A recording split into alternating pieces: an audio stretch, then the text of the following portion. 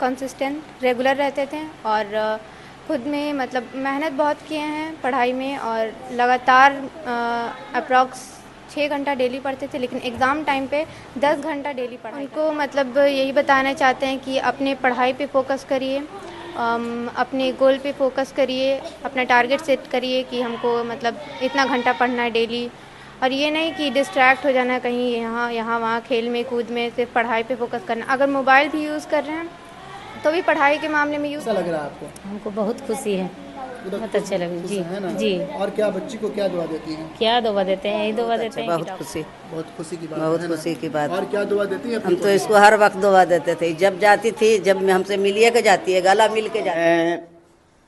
जब ईशाना परवीन का यहाँ एडमिशन हुआ और 9th क्लास में क्लासेस अटेंड करते वक्त जब उसके क्वेश्चंस राइज होते थे तो उसके उस डेयरिंग क्वेश्चंस से ये पता चल जाता था कि ये स्टूडेंट आगे बहुत। नमस्कार, आदाब। वक्त टीवी में आप तमाम लोगों का स्वागत है।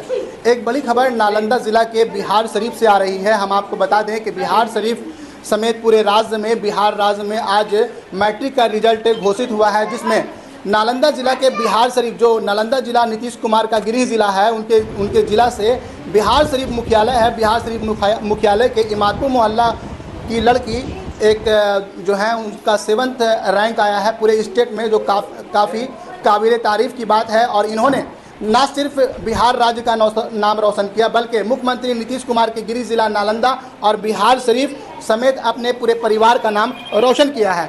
जी, हमारे चैनल में आपका स्वागत है। Thank you. जी, क्या नाम हुआ आपका? ईशाना परवीन। मैट्रिक का जो आज रिजल्ट घोषित हुआ है उसमें कितना रैंक आया आपका? 7th rank. 7th रैंक आया है। कैसा लग रहा है आपको? बहुत अच्छा लग रहा है, खुशी हो रहा है, मतलब ऐसा खुशी हो रहा है जिसको एक्सप्रेस नहीं कर सकते। हम जानना चाहेंगे कि आप कैसे तैयारी की और क्या कुछ रहा जो आप इतना अच्छा मुकाम आज हासिल किए हैं? तैयारी मतलब डेली पढ़ते थे, कंसिस्टेंट रेगुलर रहते थे और खुद में मतलब मेहनत बहुत किए हैं पढ़ाई में और लगातार अप्रॉक्स 6 घंटा डेली पढ़ते थे, लेकिन एग्ज़ाम टाइम पे 10 घंटा डेली पढ़ाई करते थे। किस स्कूल से आप पढ़ाई की हैं? मैट्रिक का जो पढ़ाई आपका हुआ है और जो आप शिक्षा हासिल की हैं, किस स्कूल से आपका शिक्षा हासिल की हैं आप? 9-10 तो नेशनल हाई स्कूल से ही मतलब पढ़ाई की। कौन से स्कूल से? National high school +2 Shekhana. और आप जो कोचिंग की होंगी, ट्यूशन की होंगी, वो कहाँ की? स्टेप अप एजुकेशन में। तो सर का नाम क्या है? सर का नाम है काशिफ सर, कैश सर, रोशन सर है और बहुत सारे टीचर्स भी हैं। तो इस तरह का जो आज खुशी का मौका देखा जा रहा है, तो आपके परिवार में भी खुशी है, आप कैसा फील कर रही हैं? बहुत अच्छा फील हो रहा है। और क्या कुछ लोगों को आप जो पढ़ाई कर रही हैं, जो तैयारियां कर रही हैं लड़की, उनसे क्या दुआएं, उनको क्या अपील करेंगे आप?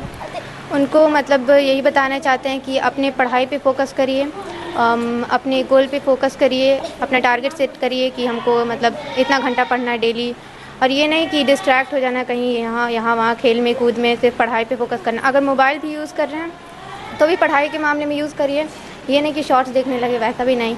तो हम आपसे ये जानना चाहेंगे, जो आप मैट्रिक का जो पढ़ाई आप की हैं, तो जो तैयारी की हैं, और पहली बार आप मैट्रिक के एग्ज़ाम में बैठी थी, तो आपको कहीं पे ऐसा डर नहीं लगा कि मैं एग्ज़ाम में बैठूंगी तो क्वेश्चन ये गलत हो जाएगा, फिर ऐसा कुछ ये वो? नहीं, ऐसा नहीं, क्योंकि हम मेरे ट्यूशन में प्रैक्टिस करा दिया गया था। लास्ट के मतलब 2 मंथ बच रहा था, दिसंबर और जनवरी, और लास्ट में फरवरी भी आया, तो उसमें जो 60 डेज था उसमें डेली टेस्ट होता था, OMR सब्जेक्टिव डेली टेस्ट भी होता, डेली कॉपी भी चेक होता था मेरे ट्यूशन में, स्टेप अप एजुकेशन में। तो उसमें प्रैक्टिस इतना करा दिया गया कि मतलब कि इतना प्रैक्टिस की वजह से ही एग्ज़ाम अच्छा गया मेरा। घर में जो मेहनत करती थी वो किस तरह से आप करती थी?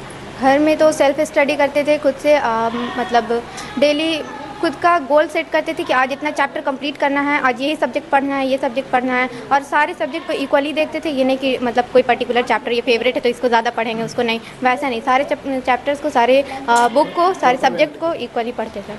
जी, तो देखा कि क्या कुछ कही थी। ये स्टेट टॉपर हैं, बिहार की स्टेट टॉपर थी, और इनकी अम्मी भी यहाँ पे मौजूद हैं, हम उनसे भी जानना चाहेंगे।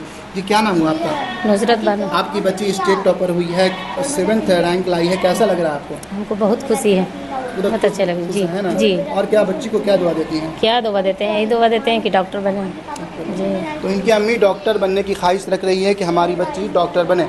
यहाँ पे उनकी दादी हैं, हम उनसे भी जानना चाहेंगे। क्या नाम? मेरा भी वही क्या नाम अरमान है है आपका? मेरा मोनी खातून नाम है। आपकी पोती जी। 7th रैंक लाई है पूरे बिहार राज्य में, राज्य का नाम रोशन किया है, खानदान का नाम रोशन किया है। कैसा लग रहा है? बहुत अच्छा, बहुत खुशी, बहुत खुशी की बात बहुत है ना? खुशी की बात। और क्या दुआ देती है? हम तो इसको हर वक्त दुआ देते थे, जब जाती थी, जब हमसे मिलिए के जाती है, गला मिल के जाती है इसको हम। हाँ हाँ हाँ।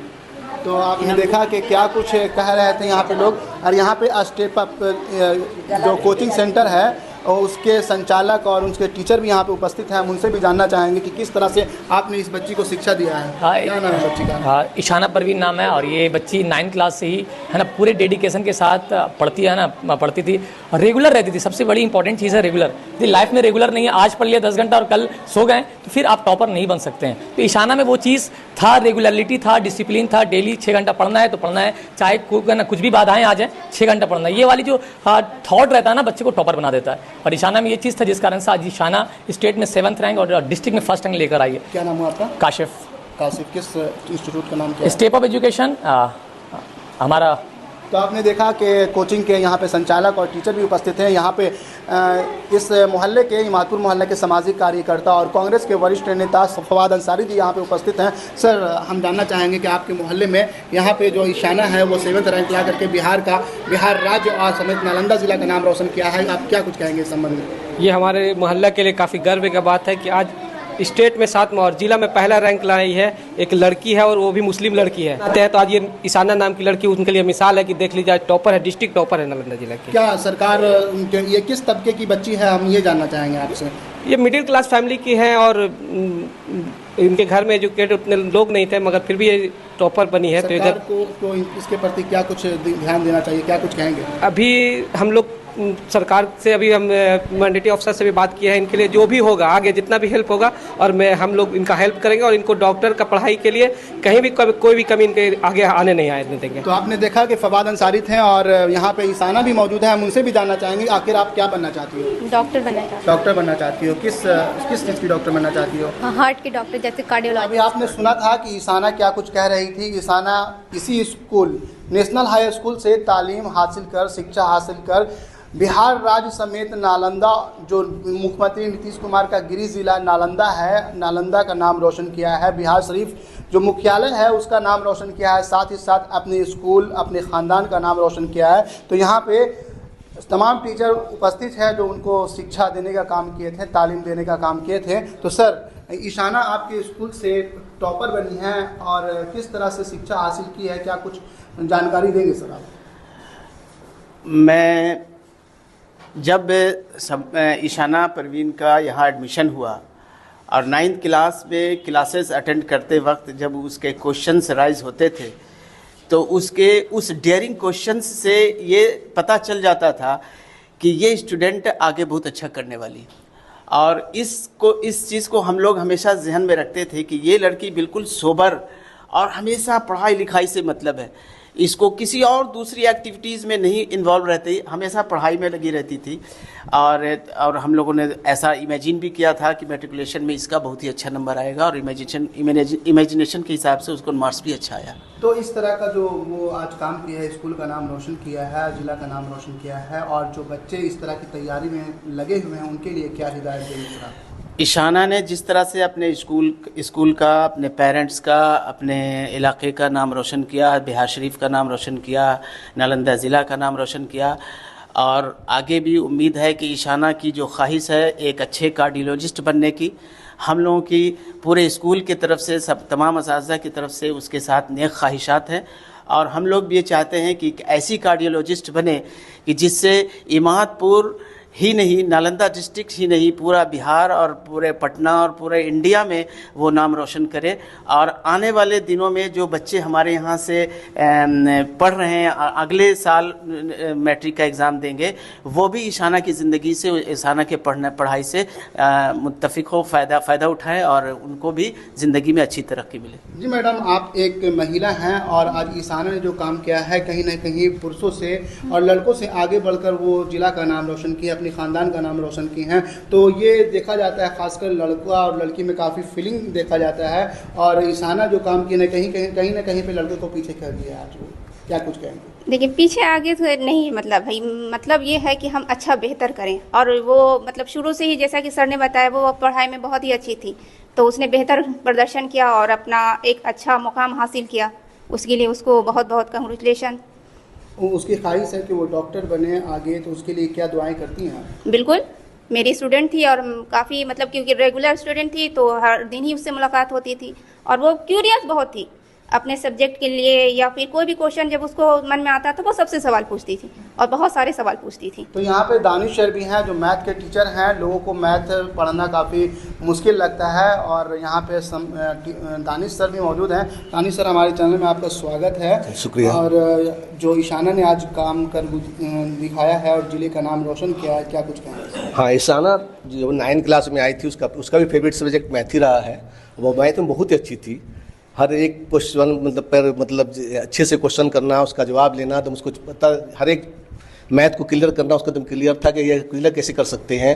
और उम्मीद है कि वो आगे जाके अच्छा करेगी, एक अच्छे डॉक्टर बनेगी इंशाल्लाह। साइंस के टीचर यहाँ पे उपस्थित हैं, हम उनसे जानना चाहेंगे कि वो जो साइंस में 100 में 100 लाई है, क्या डॉट होता था तो वो आपसे मिलती होगी या फिर उसको आप बताते होंगे सर? डॉट का जहाँ तक सवाल है, वो क्लासेस में जब क्लास हम लोग लेते रहते थे उसी दौरान वो क्वेश्चन जब करती थी तो लगता था कि अच्छी स्टूडेंट है और वो सारे डॉट उसी टाइम क्लियर करती थी। और क्लियर करके और जब वो नोट्स बनाती थी, उसके फिगर बनाने की एबिलिटी, उसके राइटिंग लिखने की एबिलिटी, ये सब हम लोगों को एक एनर्जी देती थी कि this one is the good student. तो आपने देखा कि साइंस के टीचर थे और यहाँ के प्रिंसिपल भी हैं और यहाँ पे साइंस के एक और टीचर हैं, हम उनसे भी जानना चाहेंगे। ईशाना साइंस में 100 में 100 लाने का काम किए हैं, वो किस तरह से पढ़ाई की हैं और किस तरह से आप शिक्षा देने का कार्य किया है? ईशाना देखिए बहुत अच्छी थी और पढ़ने में बहुत ही अच्छी है और हमेशा अपने जो कमी रहती थी उसको दूर करने की हमेशा कोशिश करती थी। जैसे वो क्वेश्चन कभी भी पूछने से पीछे नहीं होती थी। जो भी उसको बात नहीं समझ में आता था वो चाहती थी कि हमको ये पूरी की पूरी जानकारी हमको इसी वक्त मिल जाए। और अगर किसी कारण से अगर नहीं समझ में आता था तो वो अपना एक डॉट भी अलग से लिख करके लेके आती थी कि देखिए सर इसमें हमको प्रॉब्लम है, इसको फौरन समाधान कर लेती थी। हाँ, फौरन समाधान कर लेती थी। तो वो अपने पढ़ाई के प्रति हमेशा सजग रही। तो आपने देखा कि क्या कुछ कह रहे थे, साइंस के टीचर थे और तुरंत अपने डॉट को वो क्लियर कर लेती थी और पढ़ाई में मन लगाकर पढ़ाई करती थी, घर में भी वक्त देती थी। तो इसी तरह के तमाम अपडेट्स के लिए आप बने रहें।